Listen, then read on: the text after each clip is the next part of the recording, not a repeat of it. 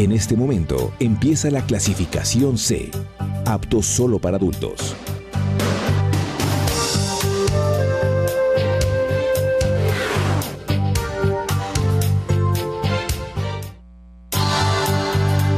El siguiente programa es clasificación C, apto solo para adultos. Categoría I, informativo.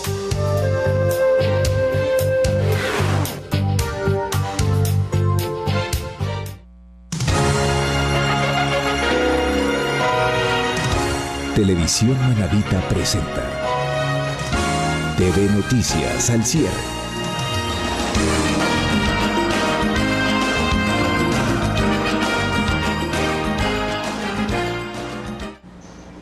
Estimados televidentes en la provincia de Manabí, Ecuador y el mundo, buenas noches, bienvenidos y bienvenidas a su espacio de noticias al cierre. Hoy estamos jueves, precediendo al fin de semana, tenemos información de primera mano y como siempre, notas informativas y las entrevistas infaltables. Por supuesto, ya desde hace algunos días con nosotros Gerardo en el puerto principal. ¿Cómo va, Gerardo? Buenas noches. Malena, amigos televidentes de toda la provincia de Manabí, tengan todos ustedes muy buenas noches. Aquí comienza el noticiero más completo de toda la provincia de Manabí, como lo es TV Noticias, edición al cierre. Y por supuesto, permítanme de primera mano anunciar a nuestros invitados acá en el puerto de Manta. Tenemos a Leonela Zambrano, ella es la teniente política de Santa Marianita, también a Ibai Fernández, él es el gerente de NIC.com, ¿verdad? Confírmeme. Gerente de marketing de NIC.com, y también tenemos a Fernando Balda. Él va a estar aquí con nosotros acá en la ciudad de Manta. Malena. Bien, sí, gracias, Gerardo. No le pude escuchar mucho lo que dijo, pero en todo caso entiendo que todo está bien. No tengo mucho audio, mucho retorno. Bueno, déjeme decirle, mi querido Gerardo, que acá en la ciudad de Puerto Viejo tenemos dos invitados. Uno es el doctor Carlos Avillán. Él es un reconocido historiador, un hombre letrado, que conoce mucho, entre otras cosas, de lo relacionado con, obviamente, la historia. Estamos en el mes del manavitismo, así que con él vamos a dialogar sobre lo relacionado a este tema. Pero también tengo una invitada, una señora, la ingeniera Zoila Menéndez. Ella es activista femenina y por supuesto es una de las voceras principales del colectivo Tejedora Manavita, que pues esta noche nos viene un poco a conversar sobre algunos aspectos relacionados con las actividades que está realizando este importante colectivo. Así que con el anuncio de estos dos invitados y también dándoles a conocer, Gerardo, amigos televidentes, el comunicado oficial por parte del Gobierno Nacional en torno a la situación de emergencia que se vive en los centros penitenciarios, en el sentido de que se tomarán 3 medidas importantes y urgentes. La primera, pues hacer la petición a la función judicial, en la cual no debería hacérselo porque no debe nadie interferir en lo que la justicia determina. Más sin embargo, dentro de estas medidas o dentro de estas situaciones que va a tomar el gobierno está combinar a la justicia a que en este caso no haya ningún tipo de intromisión en decisiones que básicamente tienen que ver con la seguridad para los PPLs y todos estos centros penitenciarios. En segunda instancia también se refirió, Gerardo, a que se iba a implementar mecanismos y dispositivos de seguridad, digamos que mucho más modernos, para poder visualizar y también conocer a aquellos que entran con armas, con droga y con otro tipo de cosas. Decía una señora, pero si nosotros nos revisan absolutamente todo, hasta nuestras partes íntimas, ¿dónde vamos a meter un machete? ¿Dónde? O sea, y la señora acusaba, hacía severas acusaciones. La conviviente o la esposa del PPL asesinado, ella decía claramente, literal, digo lo que manifestaba. La propia policía y los guías son parte de este engranaje de corrupción, así lo decía ella. Bueno, y en tercera instancia, pues, daba a conocer que se iba a hacer una especie de revisión en cuanto a la peligrosidad de cada uno de ellos, suponemos, para reubicarlos. Con esto, mi querido Gerardo, ¿qué le parece si nos vamos a nuestro primer corte publicitario? Vamos al corte. Entrevista en TV Noticias.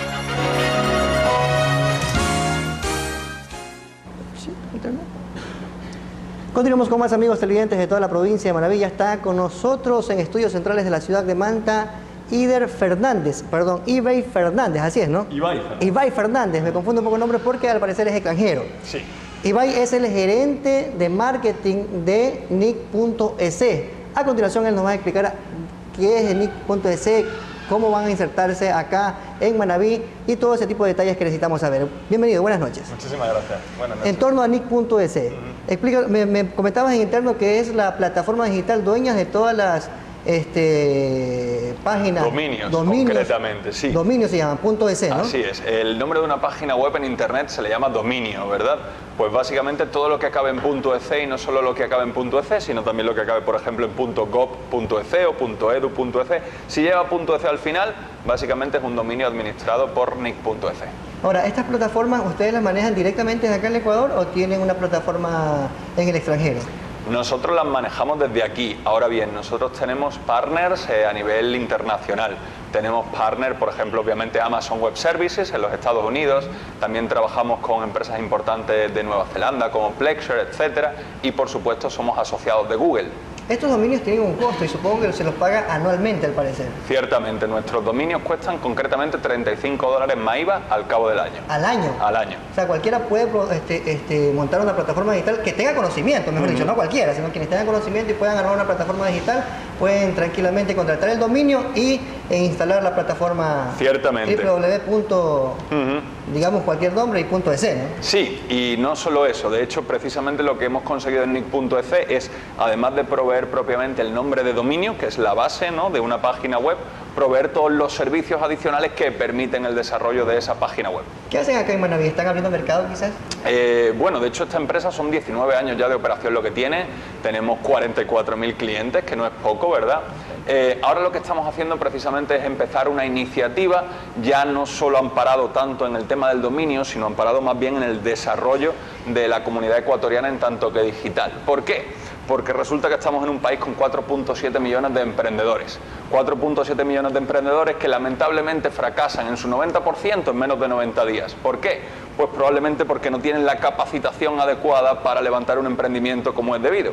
Nosotros, desde nuestro punto de vista, que obviamente es plenamente digital, porque para eso somos una compañía tecnológica digital, pues, por un lado, aportamos los servicios, aportamos las herramientas con las que los emprendedores, bueno, y en realidad empresarios de cualquier tamaño, pueden llegar a digitalizar su negocio, pero en tanto que expresión de ese valor de responsabilidad social, porque a fin de cuentas, pues representamos a Ecuador en Internet, pues hemos decidido que hay que educar a la ciudadanía en la utilización de todas estas herramientas. Ahora, el dominio para una empresa se estaba volviendo prácticamente una cédula, porque la empresa que no tenía su plataforma digital prácticamente no existía. Usted venía, me da una referencia y está en Internet, ¿cómo te encuentras? Pero resulta que luego nos llegaron las redes sociales. ¿Es un riesgo quizás para el dominio? En absoluto, porque estamos hablando de un universo que ante todo es hipervinculado, ¿verdad? Es decir, el Internet es hipervinculado, nos permite enlazar todo. Entonces, al contrario, esto es complementario, no puedes tener, es como tener un negocio. Tú tienes un negocio pero no tienes ninguna publicidad, ¿quién va a ir al negocio? Nadie. Tú tienes que tener un negocio que es tu sitio web, ¿verdad? Y a partir de ahí hacer publicidad, de la cual, por ejemplo, puedes hacer en redes sociales. Pero esa plataforma web es importante, ¿para qué? Para convertir a ese viandante digital en un usuario propio de tu negocio. Aparte que le da presencia, le da presencia empresarial sobre todo, porque las empresas que tienen su plataforma digital ya elaborada, establecida, uno las considera como que más serias. De hecho, yo te planteo lo siguiente. Tú llegas a una entrevista de trabajo y en lugar de llegar a una entrevista de trabajo con un correo serio, como bien podría ser pues precisamente info@gerardo.es, llegas con un manabo moreno y guapo @gmail. Eso no es serio, ¿verdad? No da mucha seriedad. Ahora, todas estas tarjetas, que usted también bien me la da, entonces nosotros estamos como que aquí tienes mi tarjeta y siempre al final ya tiene justamente el dominio o el número de celo prácticamente como es el www.gerardoguapo, como usted me acaba de decir, .es. Ahora, plantéate simplemente otra cosa. ¿Cuán caro no es levantar un emprendimiento en el mundo físico? Bastante, simplemente, claro, simplemente el arriendo de un mes, ¿cuánto te puede costar? ¿200, 300 dólares? Yo con 200 o 300 dólares te puedo poner un negocio íntegro en Internet. Permítame indicarle que estaríamos hablando prácticamente de oficinas digitales. Completamente. Doy información sin que me preguntes. Te doy prácticamente una cita sin que me preguntes. Todo te lo subo a la plataforma y tú puedes y lo mejor, acceder. Claro, y lo mejor de todo ahora mismo es que precisamente el pago también se puede hacer online con tarjeta de débito o crédito. Ahora, precisamente hay una tienda que creció gracias a las plataformas digitales sorpresivamente y en una magnificencia que quizás no llegaríamos a imaginar, y tiene que ver un poco la relación con su apellido, como esta tienda electrónica eBay. eBay. Exactamente. Ciertamente, y bueno... Y es el comercio electrónico, ¿no? Sí, pero vamos a algo más sencillo. Amazon, ¿no? El propietario de Amazon, que se llama Jeff Bezos, el año pasado, en el Amazon Prime Day, hizo en un día 600.000 millones. Solo con comercio electrónico. Solo con comercio electrónico. Valga esa información. Ahora, tenemos que tener en cuenta que además el comercio electrónico permite una cosa buenísima, que es la erradicación de intermediarios. El productor puede llegar al consumidor final sin ver su producto encarecido a través de la larga línea de intermediarios que obviamente siempre han encarecido el comercio tradicional. En el comercio electrónico no. Yo hago un sombrero de Montecristi, tú me compras en Londres, nadie encarece el producto en la mitad. Y lo compras directamente prácticamente. Ahora, en capacitaciones, como usted bien me mencionaba al inicio, ¿qué es lo que van a desarrollar, dónde lo van a desarrollar y cuándo lo van a hacer? Pues mira, vamos a estar aquí en principio la primera semana de julio, dando conferencias desde el 3 al 6, continuamente, en diferentes ámbitos, en diferentes entidades públicas y en diferentes espacios públicos. La idea básicamente es esa, es que la ciudadanía empiece a tomar conciencia de la importancia, de los beneficios, las virtudes de la digitalización, cómo puede ayudar a sus negocios y finalmente cómo en realidad todos nos podemos ver beneficiados, porque precisamente si esos 4.7 millones de emprendimientos ecuatorianos triunfan, a la larga tanto tú como yo como todos nos vamos a ver beneficiados. ¿Por qué? Porque la economía del país va a crecer. Cuando la economía del país crece, no solo crece la de esos 4.7 millones de emprendedores, también crece la de los otros 17 millones de ecuatorianos que viven en este país. Con todas estas cifras y todos estos datos, créanme que yo voy a ser el primero que va a estar ahí liderando la fila para poder asistir a este tipo de eventos, que es muy interesante. Y ojo también, ciudadanos, comerciantes, sobre todo empresarios que tienen sus negocios, enviar sus delegados también para que participen de estas capacitaciones, que es muy importante. Invitación abierta entonces al público, ¿no? Sí, por favor, la primera semana de julio no os olvidéis seguirnos en redes sociales a través del nombre Dominios AC, Instagram, Facebook, Twitter, LinkedIn, donde queráis, ahí estamos. Y lo dicho, os esperamos la primera semana de julio, pues para que no faltéis a esta cita con algo que ya no es futuro, sino el más radiante presente, la digitalización, la era digital y todos los beneficios que ella trae consigo. Muchas gracias por comparecer aquí a esta noticia y por tanta información. Vamos hasta la ciudad capital, Puerto Viejo. Allá está Malena Cardona con más invitados. Gracias, estimado Gerardo. Seguimos ahora desde la ciudad de Puerto Viejo. Nuestro primer invitado. Siempre, bueno, a nosotros nos da gusto siempre recibir a todos y cada uno de los personajes, funcionarios, dignatarios, ciudadanos en general, artistas, gestores culturales, todo el mundo que quiere venir acá y que tiene algo que decir, algo que difundir. A nosotros nos da muchísima alegría poder recibirlos en nuestro medio de comunicación.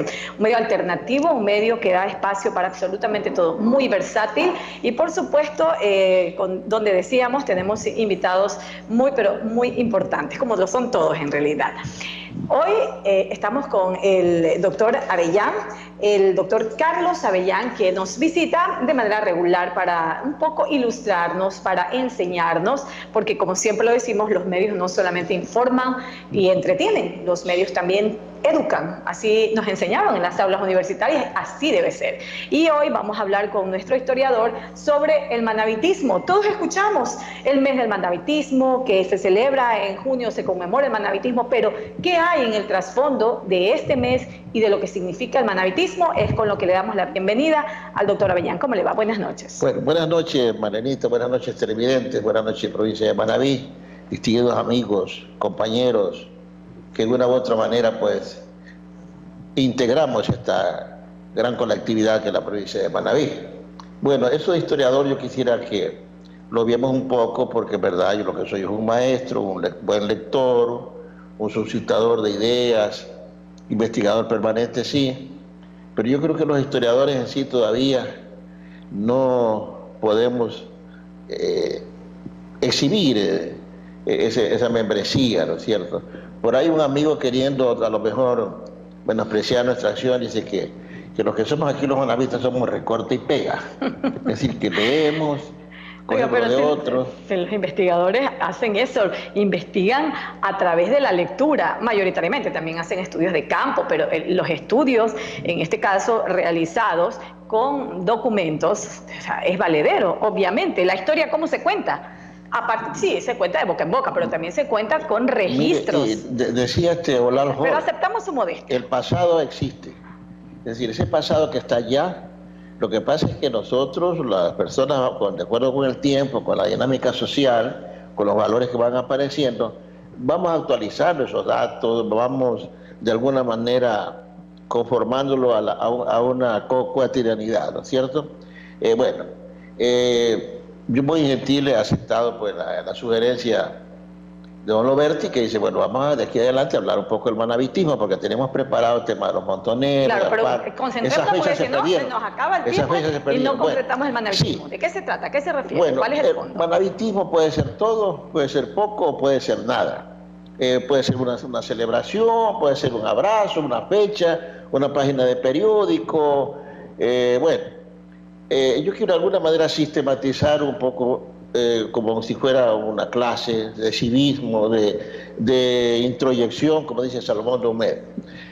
Tomando algunas ideas de algunos pensadores, que como dice usted, el tiempo es cortísimo, lo quisiera, pero en sí no soy el autor mismo de esta alegoría que voy a presentar, sino que la he ido formando a través de diferentes conversaciones, diálogos, lecturas, meditaciones, reflexiones. Proponemos esta noche para adentrarnos un poco en lo que es el manavitismo y hacer un estudio un poco más serio, un poco más coherente, de que la alegoría del caballo y el jinete. Hay dos partes, la del caballo que tiene 4 extremidades y la del jinete que tiene 4 indicadores, 4 simbolismos, ¿verdad? Entonces estas 7 partes queremos de alguna manera inducirla, llevarla para sacar un concepto de manavitismo, que es lo que dice Douglas Vaca, el Instituto de Altos Estudios Manavitas, que viene a ser el sombrero del Montubio. Porque de nada sacamos nosotros para decir que Manaví es esto, que Manaví, que las ballenas, que etcétera. Todo está muy bien, todo mejora, todo suma, pero queremos de alguna manera ir racionalizando un poco el estudio de un Manaví y proyectarlo a algo, conducirlo a algo. Entonces, dentro de esta alegoría, repito, tenemos 7 indicadores o 7 componentes. El primero, si la primera extremidad del caballo, son los modelos mentales. Lo que el manavita cree es altivo, es vengativo, es rencoroso, es machista, es disipado, se toma los tragos, a veces no es ahorrativo, a veces es demasiado pendenciero, deja a veces su familia por seguir al faro como los montoneros. Es decir, tenemos un modelo mental, una manera de ser. Eso está así, está hecho, y eso yo no lo discuto. La segunda parte es la historicidad. Hemos hecho historia, desde los antepasados, desde las prehistorias, las culturas que acá han llegado, ha ido dejando su impronta en el barro, en los diferentes, hasta los nombres, Pimpiguasí, el mismo nombre de Manaví, que está en discusión, etc. Luego la historicidad, pues la época de Alfaro, los montoneros. Sin la actitud del manavita, del montonero manavita, no hubiera habido la alfarada. Luego tenemos la cosmovisión, cómo el manavita visualiza la naturaleza, el medio ambiente, los santos, lo telúrico, cómo valora lo que tiene, su montaña, su casa, su finca, su terreno, su río, su estero, etc. Y por último tenemos un cuarto aspecto en la parte fundamental, que es el emprendimiento, es decir, qué hace, qué teje, qué cose, qué cosecha, qué siembra, las herramientas que utiliza, la comida, lo que él cree. De manera que esta primera parte del caballo, estas 4 partes del caballo, es el sostén, es el soporte, en esta idea solamente de crear un ejemplo. Y luego tenemos las 3 partes, que es donde tenemos que autoconvocarnos. Ya esto corresponde prácticamente al jinete, la conciencia colectiva compartida.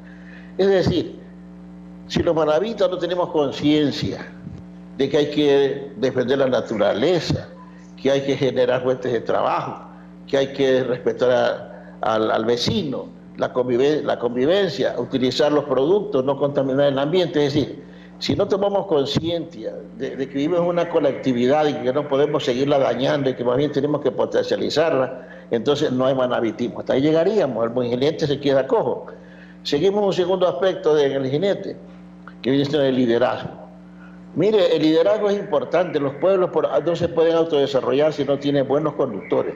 Pero ¿qué hacemos en Manaví? Cuando aparece un líder, todos nos unimos para destruirlo, para desacreditarlo, para acabarlo, para borrarlo del escenario.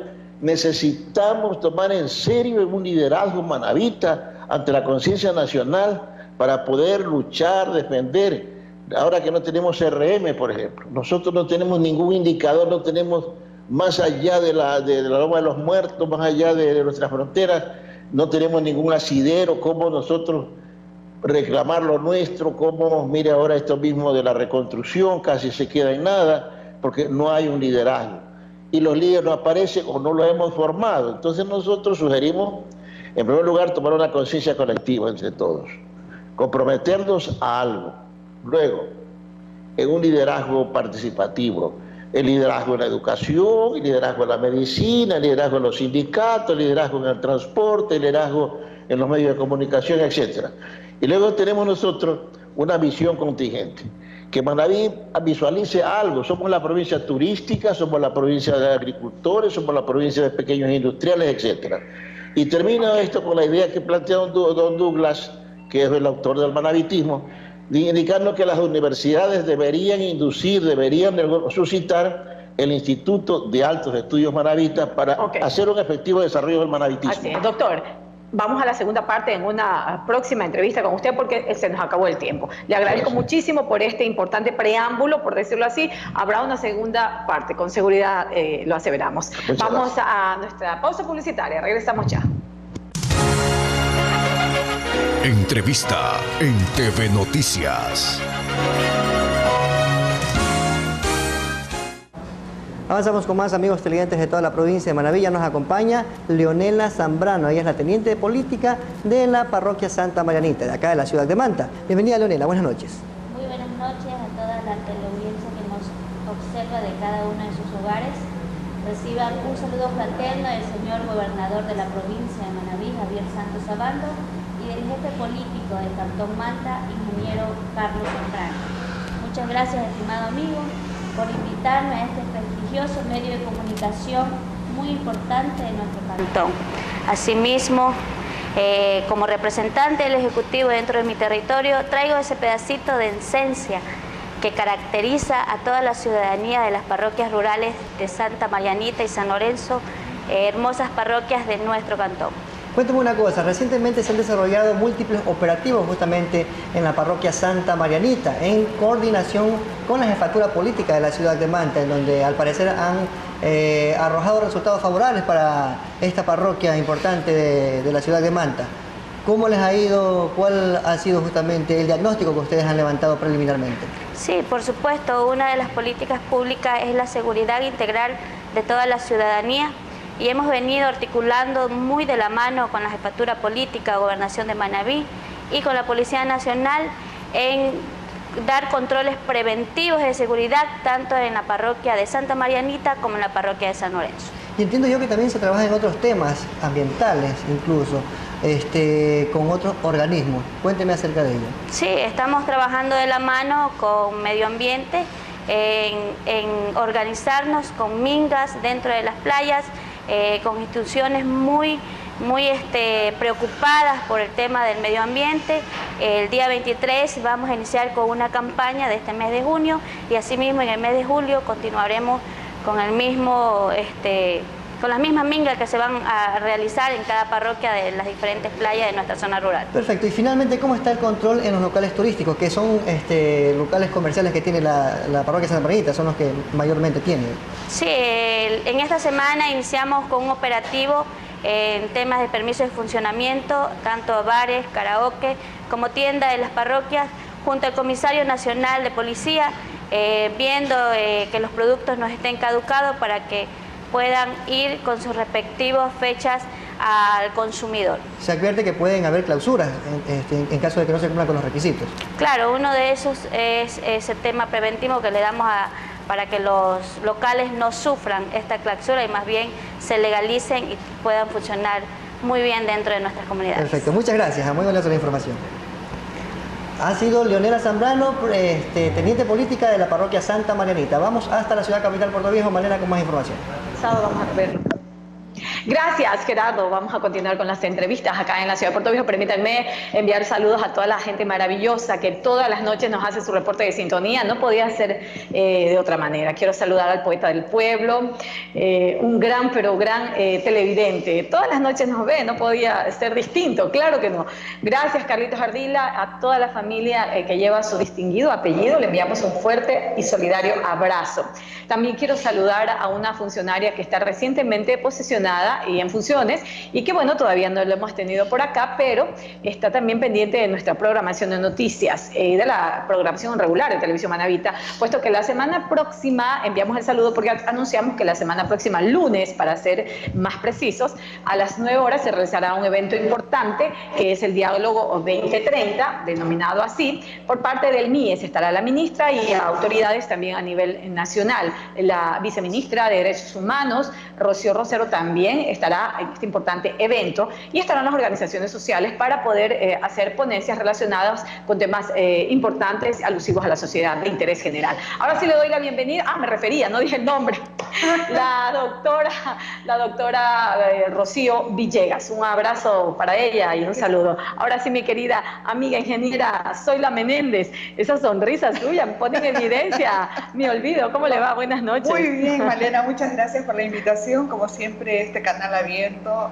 a convocar a la sociedad civil para que nosotras, como organizaciones que estamos trabajando por los derechos de las mujeres, podamos plantear también ciertas alternativas que van en busca de justamente proteger a las mujeres, las niñas, niños y adolescentes, ¿no?, que están en situación de vulnerabilidad. Y en ese sentido, ¿cuáles son las actividades? Porque los colectivos y las activistas femeninas no paran, siempre hay algo nuevo, siempre están trabajando en cosas importantes para superar estos rezagos que a veces no parecen rezagos, a veces parece que estuviera en pleno apogeo aún el tema del machismo. Hace un momento hablábamos con el historiador y nos decía precisamente que una de las formas de identificar a los manavitas ha sido el machismo, lamentablemente. Entonces, ¿cómo hacer para ir desmontando todo este aparataje machista que aún persiste en la sociedad?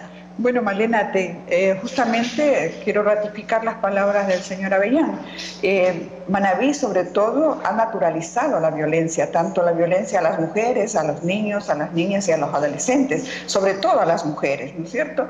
Es común ver en nuestra área rural, ver a niñas de 13, 14 años ya en una relación con una persona adulta. Entonces, y tú sabes como abogada que eso está estipulado en el COI como delito. Así es. Y sin embargo, en nuestro sector rural vemos esos casos muy a menudo.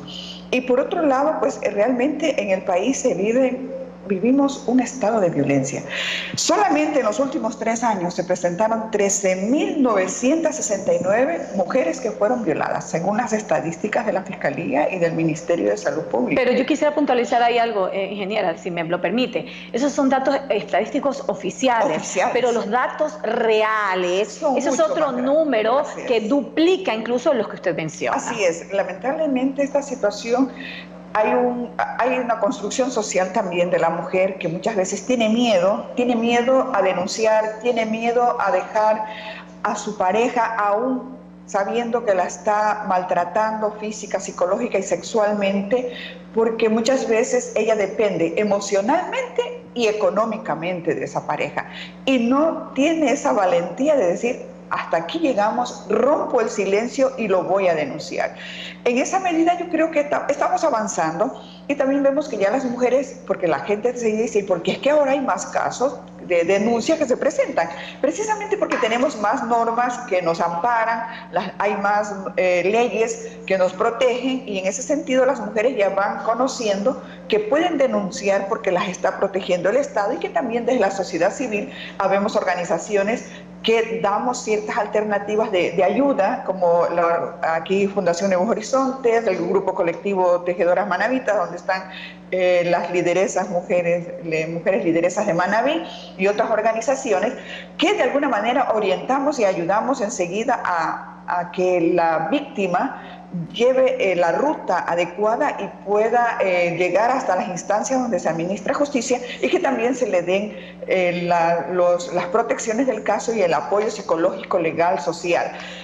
nosotros vamos a tener el día de mañana un evento muy importante. Vamos a hacer una visita a la Casa Legislativa de la Asamblea Nacional aquí en Puerto Viejo, que queda en el edificio de la ex previsora en el 5º piso. Nosotros vamos a llevar un oficio, una carta dirigida justamente a los asambleístas manavitas. Si vemos la cifra, vemos que hay un gran número, un porcentaje muy alto de niñas y niños violados, niñas violadas y que quedan embarazadas. Es una situación muy horrorosa que cuando lo digo yo mismo me siento y el cuerpo mismo reacciona, porque es una situación muy dolorosa, que hay cifras alarmantes en este país. Cada día se reciben en la Fiscalía de 3 a 4 niñas violadas en este país. Entonces no podemos seguir con una legislación que no permite, que el COIP no permite que esa niña, esa adolescente y esa mujer víctima de una violación pueda tomar una decisión sin que la obligue, sino que ella decida tener o no tener el producto de esa violación. Es decir, ella tiene la libertad. Nosotros estamos planteando es una reforma al COIP que no obliga, sino que te da la libertad para decidir en esa situación. Entonces, ahí somos muy respetuosas, respetamos la libertad, el derecho que tienen las mujeres, las niñas y adolescentes a decidir sobre su cuerpo.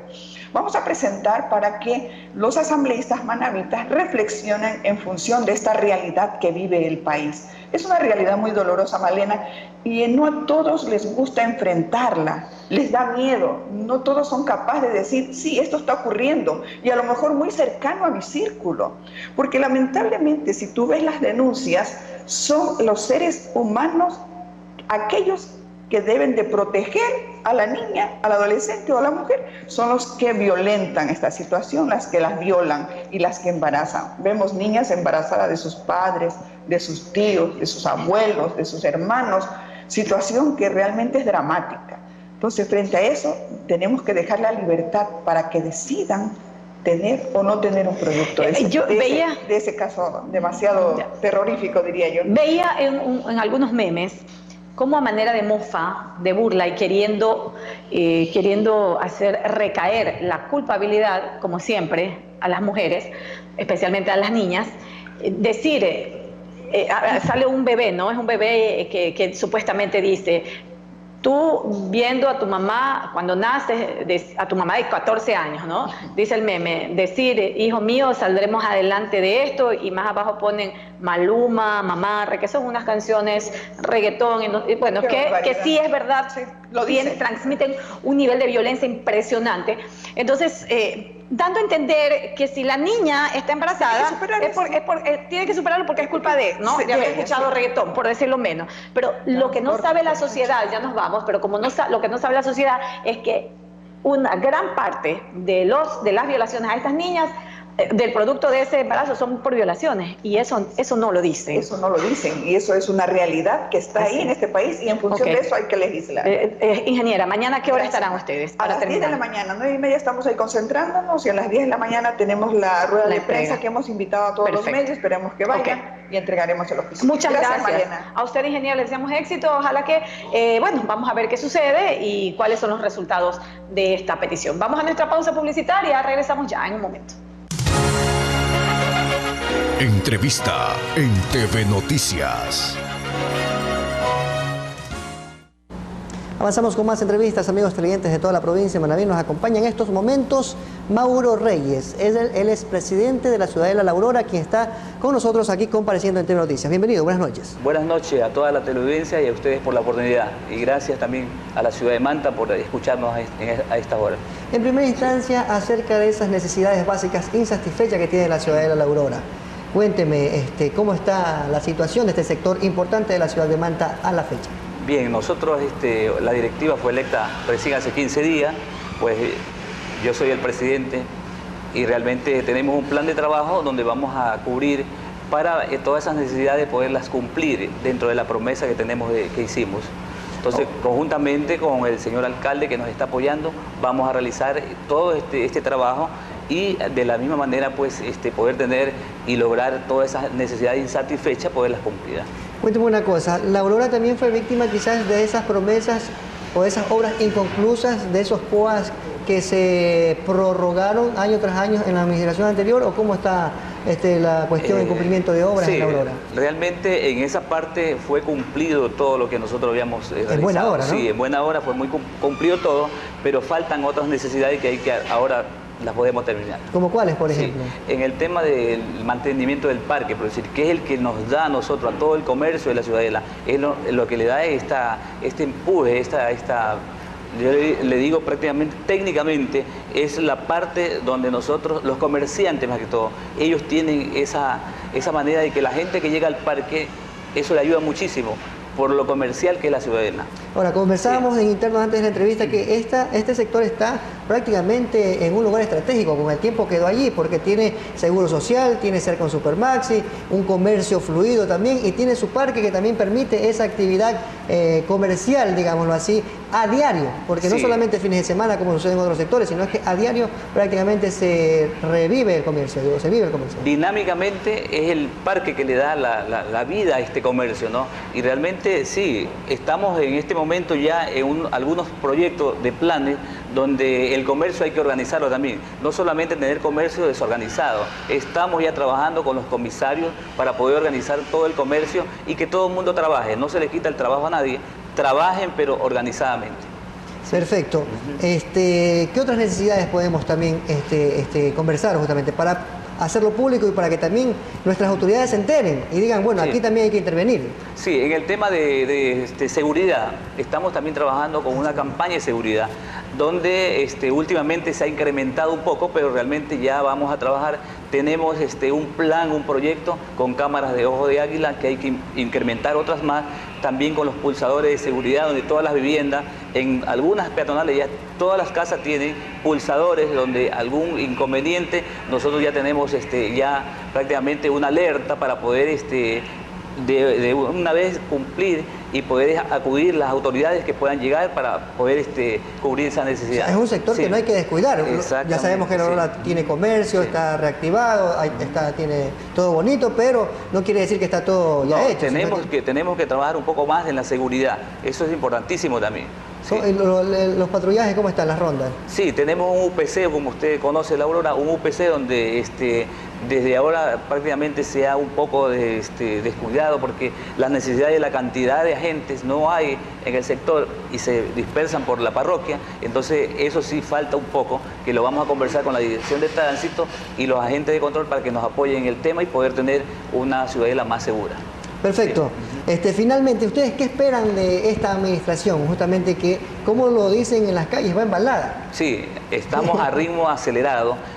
Justamente ya desde ayer se inició un proceso de bacheo en toda la ciudadela, donde es un buen inicio. Eso es un buen inicio que conjuntamente, le digo, con el señor alcalde vamos a terminar de trabajar todo y dejar las cosas y cumplir lo que hemos prometido. Y esperemos que no pierda ese ritmo, sí, así es. El ritmo hasta ahora... Sí, es perfecto, muy bueno, excelente, claro. Sí, excelente. Sí. Muchas gracias por comparecer aquí en Telenoticias. Sí, y en lo último final, bueno, para el día sábado vamos a realizar el Día del Padre, un evento, están invitados todos los de Manta, toda la ciudad, que puedan asistir, vamos a poner música en el parque para que vayan y poder compartir. Organizado por la dirigencia barrial. Sí, por la dirigencia barrial y el GAC Manta, sí. Qué bueno, entonces ya saben, a todos los ciudadanos de la Aurora, atentos a este espectacular evento que va a desarrollar. ¿En dónde va a ser? En el parque de la Ciudadela. En el parque de la misma Ciudadela para que haga acto de presencia a este show que va a presentar la dirigencia barrial de la Aurora acá en la ciudad de Manta. Vamos al corte comercial y ya está con nosotros Fernando Balda al volver. Entrevista en TV Noticias.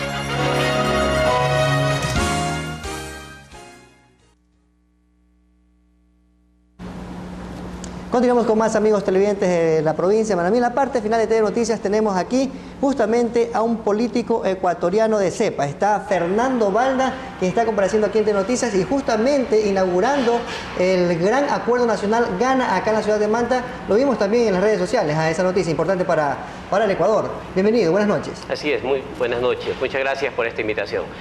Nos encontramos efectivamente recorriendo el país para anunciar la creación de un nuevo movimiento político a nivel nacional que se llama GANA, que significa el Gran Acuerdo Nacional, partiendo de la idea de que estamos convencidos de que el Ecuador necesita un cambio generacional en la política, un cambio de ideas gente nueva que esté decidida a regir las riendas del país para bien de todos los ecuatorianos. Este evento se desarrolló a las 19 horas acá en la ciudad de Manta, ¿verdad? Hoy estuvimos aquí en la ciudad de Manta, en el Hotel Oro Verde, convocando a las bases, a las organizaciones políticas, a líderes políticos, a jóvenes emprendedores, a una nueva generación que no necesariamente se trata de jóvenes, sino de jóvenes, medianos y adultos que estén decididos, como ya he dicho, a tomar las riendas. Queremos que la ciudadanía sepa, que esté consciente que todo en una nación depende de una decisión política. El precio del arroz, del azúcar, de la harina, el precio del transporte público, la planilla de luz, la planilla de agua, la obra pública que se hace afuera de su casa, todo es una decisión que la toman los políticos. Y por eso queremos invitar a la ciudadanía que ingresen a la política, que tomen el activismo, porque de lo contrario lo seguirán haciendo aquellos que han venido tomando las decisiones desde hace mucho tiempo y el resultado seguirá siendo el mismo. Es decir, que hacen las cosas mal y necesitamos una generación nueva con ideas innovadoras. Ahora, las intenciones son camino a los comicios electorales del 2021, ¿o me equivoco? Bueno, una organización política tiene varios objetivos. Dentro de eso, la formación política. Nosotros estamos buscando nuevos líderes, no buscamos precisamente candidatos en este momento, buscamos líderes porque creemos que los líderes ven más allá de las campañas, ven en función del país, ven en función del mundo. Sin embargo, uno de los objetivos es evidentemente participar en elecciones y para eso hemos creado una escuela de formación política que también es una escuela de legisladores para enfrentar elecciones futuras. ¿Con cuántos adeptos nace justamente este nuevo movimiento y en qué provincias del Ecuador está participando?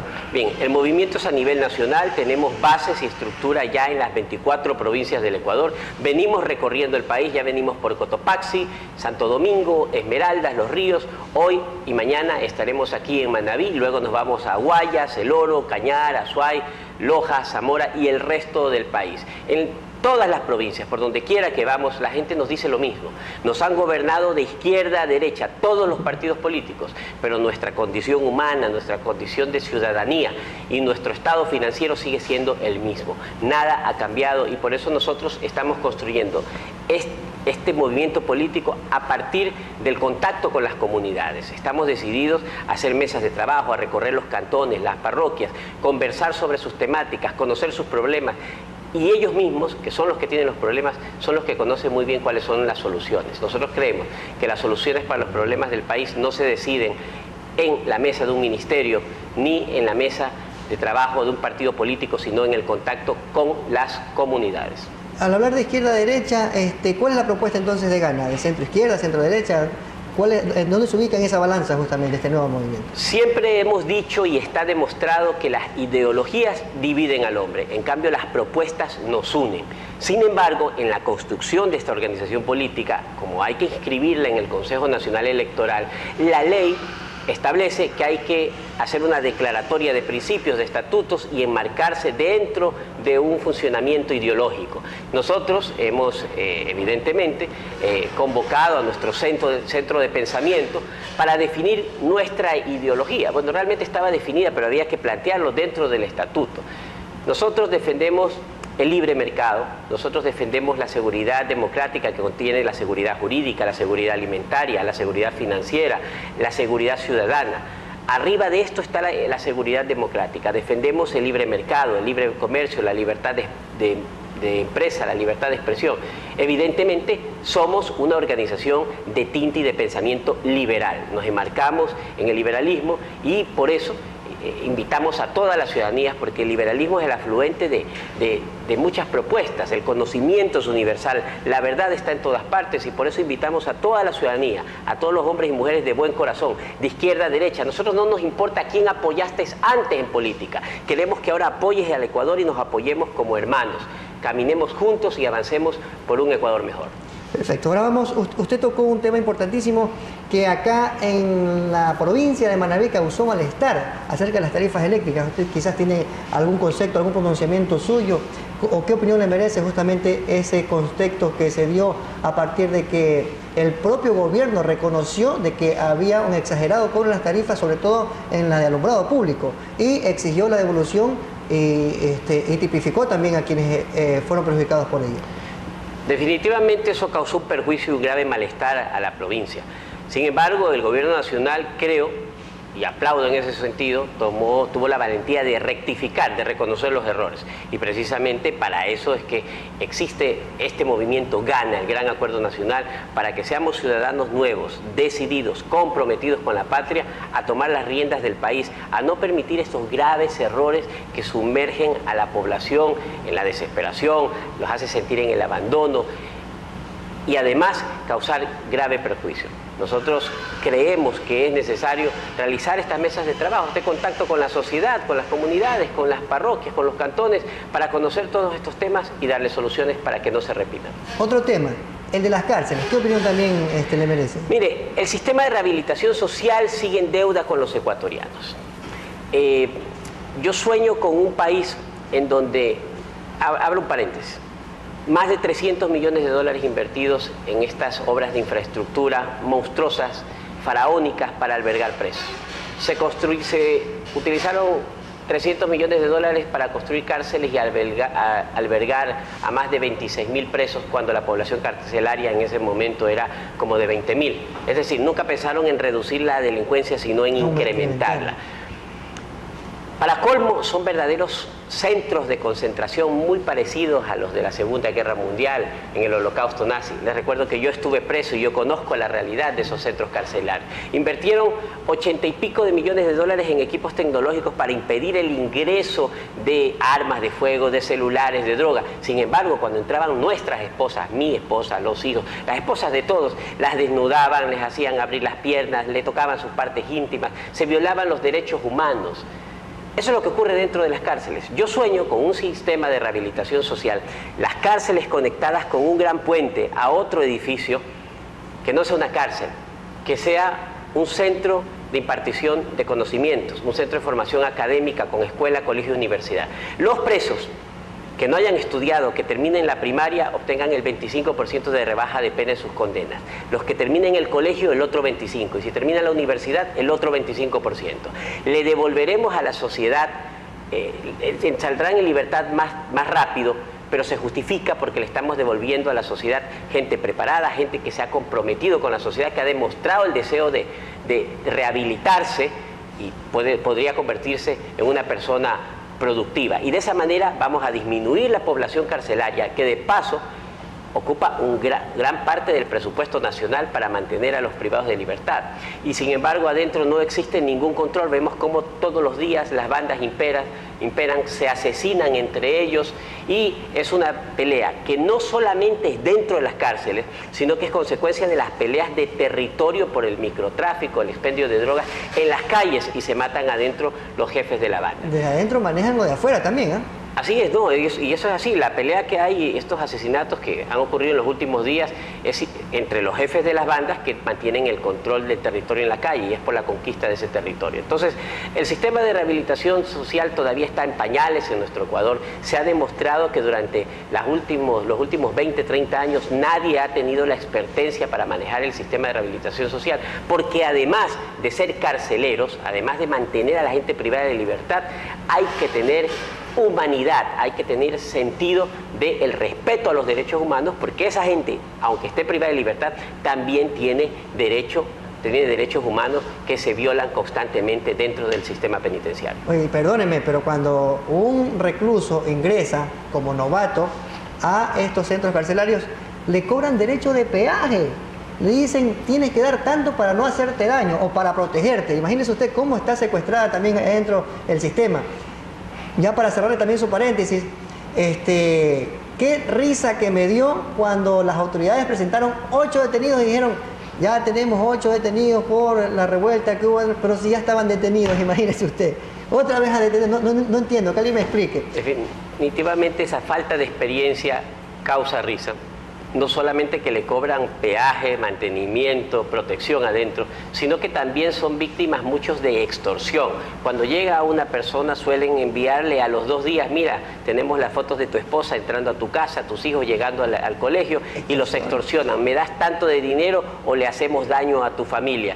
Eso se debe a la falta de diferenciación dentro de la peligrosidad de los privados de libertad. Entonces no puede estar privado de libertad una persona que está cumpliendo una condena de 1 año por un delito de injurias, por hablar, en la misma cárcel con personas que están por crimen organizado, por extorsión, por trata de blancas, por trata de menores o por narcotráfico. Evidentemente, los menos experimentados a estar presos van a ser víctimas de los grandes tiburones que luego los van a extorsionar o quién sabe, tal vez cometer alguna agresión en contra de su integridad física. Ahora, pasemos a otro tema. El desvío de los fondos de solidaridad. Anoche conversábamos con un entrevistado aquí que estaba también un poco resentido. Tarqui, una de los sectores más afectados, se le denominó zona cero, se la bautizó como zona cero justamente, y han pasado 3 años. Recién hoy ya hay observaciones de Contraloría en donde se dice hay desvíos de los fondos de solidaridad, cosa que nosotros los manavitas ya lo sabíamos, ya lo habíamos incluso advertido. Usted péguese una vuelta por Tarqui, dése un paseíto justamente por la zona cero y verá que no se refleja nada, ni un solo millón de dólares quizás de los 300 millones de dólares y de los millones también que vinieron del extranjero para la reconstrucción. En ese sentido también es importante saber la opinión justamente de un político activo como lo es usted, señor Fernando Valde. Bueno, miren, yo quiero que ustedes sepan que yo tengo sangre manavita. Mi padre es de Bahía de Caracas, mi abuelo, mi bisabuelo, mi tatarabuelo, toda mi familia es de esta provincia. Y a mí me duele Manaví, y voy a extenderme un poquito más en su pregunta, no solo por lo que acaba de ocurrir. Mire, nos ofrecieron canales de riego, nos ofrecieron aeropuerto, nos ofrecieron puerto, nos han ofrecido refinería, nos aumentaron el IVA 2 puntos más para reunir fondos para la reconstrucción de Manaví después del terremoto. Y ahora nos encontramos con la infausta noticia que han utilizado el dinero de la tragedia, el dinero que era para devolvernos un poco de esperanza, devolvernos 4 paredes para que vivan nuestros damnificados. Y discúlpenme lo que voy a decir, el dinero de nuestros muertos, de nuestros familiares fallecidos, aquello que nos causó tanto dolor, y utilizaron ese dinero para la campaña política del movimiento Rafael Correa. Eso debería provocarnos a nosotros, los que llevamos sangre manavita, que cada vez que veamos una bandera de ese partido, movimiento político, nos dé asco, nos dé náusea, nos cause repulsión, y que seamos los garantes de que una barbarie de este tipo jamás se vuelva a repetir en el Ecuador. Yo no sé a veces qué le pasa a una parte, tal vez ahora más pequeña, de mis hermanos manavitas, no sé qué pasa, pero yo quiero que hagan conciencia. Recordemos que solamente un grupo de ciudadanos comprometidos con la patria puede sacar el país adelante. Pero eso, discúlpeme, eso no es estar comprometido con la patria. Eso es traicionar a nuestros hijos, traicionar nuestra tierra, traicionar nuestros principios, traicionar la patria, traicionar a nuestros muertos, a los que tuvimos que enterrar en cantidades de miles con el terremoto. Por favor, ciudadanos manavitas, busquemos un futuro mejor, dejemos ese pasado atrás y no volvamos a confiar en esa gente que los ha tratado como ganado. La mayoría de los manavitas son gente de buen corazón, son gente buena, de tesón, trabajadora. Saquemos el pecho por nuestra provincia y saquemos el Ecuador adelante. Una cosa también quería decir acerca de ese tema, que nosotros no necesitamos observaciones de Contraloría, ni documentos, ni pronunciamientos. Nosotros necesitamos ya la hora física en Tarqui, porque todavía hay clamor justamente de la ciudadanía. Otro tema, y no puedo dejar de preguntarle acerca de esto, ¿cómo avanza el caso de Fernando Valde? El caso que quizás lo hizo más famoso que nunca, el supuesto secuestro. ¿Cómo está la fiscalía? ¿Cómo está la situación legal de ese caso? Bien, bueno, ya no es supuesto porque ya se comprobó, ya existen sentencias, hay pruebas habidas y por haber. Incluso los mismos secuestradores, estos 2 agentes de inteligencia del Ecuador, Diana Falcón y Raúl Chicaiza, se declararon culpables y confesaron que ellos cometieron el delito de secuestro, que fueron ordenados por Rafael Correa, y entregaron no menos de 90 horas de grabación en un pendrive, en donde el secretario de inteligencia le da las órdenes para actuar en mi contra, y además le dice Rafael Correa, el presidente manda, el presidente ordena. Además están los viáticos, porque ellos confiesan que se les dieron viáticos de la Presidencia de la República, y esos viáticos fueron adjuntados por el Ministerio de Finanzas al proceso y están firmados por la secretaria de Rafael Correa. Los grupos de asesores, los asesores de Correa en la presidencia, confesaron ante la Fiscalía que Correa les dio directamente las órdenes de ir detrás de mí hasta Colombia. Y bueno, producto de esto existen sentenciados en Colombia, existen sentenciados en el Ecuador. Hay una orden de prisión contra Rafael Correa, se le ha imputado cargos, se lo ha vinculado, se lo ha llamado a juicio y él decidió estar prófugo de la justicia, está en Bélgica, no puede salir de ese país porque tal vez si pone un pie fuera de ese país podría ser aprehendido. Pablo Romero Quesada, el secretario de Inteligencia, también está prófugo en España, pero él ya fue capturado por Interpol por este caso, ha apelado su extradición, estamos esperando que la Corte Suprema de Justicia de España se ratifique en la extradición que ya fue aprobada para que venga al Ecuador y también responda ante la justicia. Algo que es importante recalcar, miren, yo esperé por justicia casi 7 años. Este delito se cometió en el 2012. Nunca perdí la esperanza. Siempre hablamos de que algún día lo íbamos a lograr, ¿no?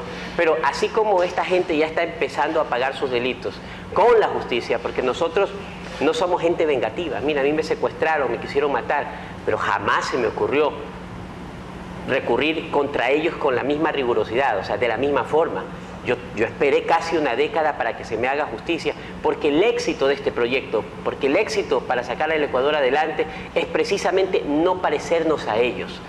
Yo quiero para Correa y para la gente que cometió esto en mi contra, un juicio justo, el juicio que ellos nunca permitieron para nosotros, cuando los mirábamos desde abajo, desde el exilio, desde la persecución, desde el vejamen. Pero también es un ejemplo para la sociedad de que siempre se ha dicho que la verdad a la final siempre triunfa y que siempre un grupo de ciudadanos comprometidos con el país puede sacar el Ecuador adelante. Perfecto, por cuestión de un tiempo, muchas gracias, hay muchísimo que conversar con usted. Le agradezco por estar aquí en TV Noticias, siempre bienvenido. Muchísimas gracias, muy honrado por esta invitación y un abrazo fraterno a todos mis hermanos y mi familia manabita. Perfecto, ha sido Fernando Balda, líder nacional del naciente movimiento Gana. Gran acuerdo nacional. Vamos al corte comercial y ya regresamos en la parte final de TV Noticias. Al parecer me indica producción que no hay corte, vámonos, entonces nos despedimos. Se despide su fiel del servidor Gerardo Delgado, el Benjamín de la Información. Buenas noches, provincia de Manabí. Televisión Manabita presentó TV Noticias al cierre.